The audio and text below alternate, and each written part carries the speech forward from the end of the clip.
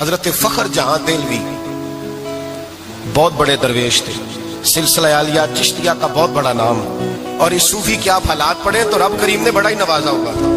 دلی کی جامع مسجد کے خطیب، اور ان کی کرامت یہ تھی کہ جو آدمی آ کے سامنے کھڑا ہوتا تھا نا، اسے بتانا نہیں پڑتا تھا کہ میرے دل میں کیا ہے، بتانا نہیں پڑتا تھا۔ سامنے آ کے کھڑا ہوتا تھا تو حضرت ہاتھ اٹھاتے تھے، کہتے تھے اللہ یہ بے اولاد ہے، اسے اولاد عطا کر دے۔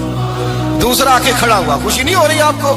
دوسرا آدمی کھڑا ہوا، دوسرا آدمی، اس نے آ کے کہا دعا کے لیے سامنے کھڑا ہوا تو حضرت کہنے لگے اے اللہ بیمار ہے۔ وہ کہتا میرے دل میں بات تھی، مجھے بتانی نہیں پڑی۔ اتقوا فراست المؤمن فإنه ينظر بنور اللہ، نبی پاک نے فرمایا مومن کی فراست قلبی سے ڈرا کرو، وہ تو اللہ کے نور سے دیکھتا ہے، نور الہی سے۔ میں بیمار ہوں، کہنا نہیں پڑا، حضرت نے دعا کر دی۔ اب جب اجتماع زیادہ ہو گیا، لوگ بڑھ گئے، دلی کی جامع مسجد کے باہر بھی صفیں بچھنے لگی، تو بادشاہ کو ٹینشن ہو گئی کہ یہ مولوی میرے لیے مسئلہ ہی نہ بنا دے کل۔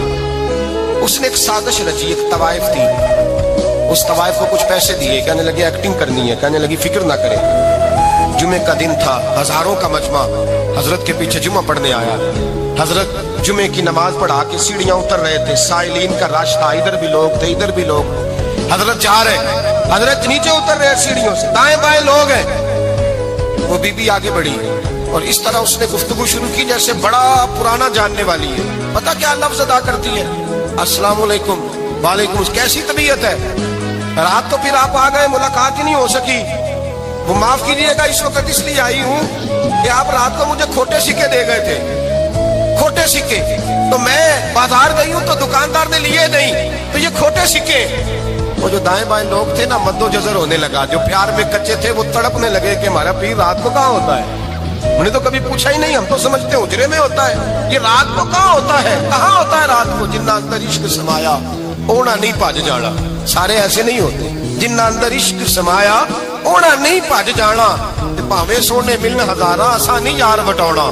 کچھ تو کھڑے تھے، کہنے لگے جو مرضی بھی ہو جائے، جو ہم نے دیکھا ہے وہ دیکھ ہی کوئی نہیں سکتا، کوئی جو مرضی، کچھ مد و جزر کا شکار ہے۔ حالات بدلنے لگے، اب وہ بی بی اس طرح گفتگو کر رہی ہے جیسے بڑی پرانی جاننے والی ہے۔ کہنے لگی کھوٹے سکے دے گئے تھے، دکاندار نے لیے نہیں۔ حضرت کے چہرے پہ کوئی شکن نہیں آیا، آپ نے اپنا ہاتھ اٹھایا، جیب میں ڈالا، الٹا ہاتھ پیسے نکالے اور سیدھا ہاتھ اس بی بی کے سر پہ رکھا۔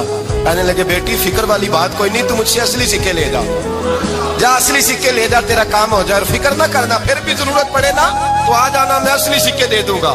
یہ لفظ کہہ کے حضرت نیچے اترے تو وہ دوڑی ہوئی آئی، پلٹ کے آئی، پیروں میں بیٹھی، کہنے لگی بابا تو کس مٹی کا بنا ہے، کس نور سے تیری تخلیق ہوئی ہے، کس حسین مزاج کا تو مالک ہے؟ میں وہ بی بی جس کو سارے لوگ گندی نظر سے دیکھتے ہیں معاذ اللہ، اور میں فلاں بادشاہ کے کہنے پر ایکٹنگ کرنے آئی طوائف، اور میں تیرے دروازے پہ تجھے بدنام کرنے آئی ہوں اور تو نے مجھے بیٹی بنا لیا ہے۔ آج تک کسی نے بیٹی نہیں کہا اور تو نے میرے سر پہ ہاتھ رکھ کے کہا بیٹی۔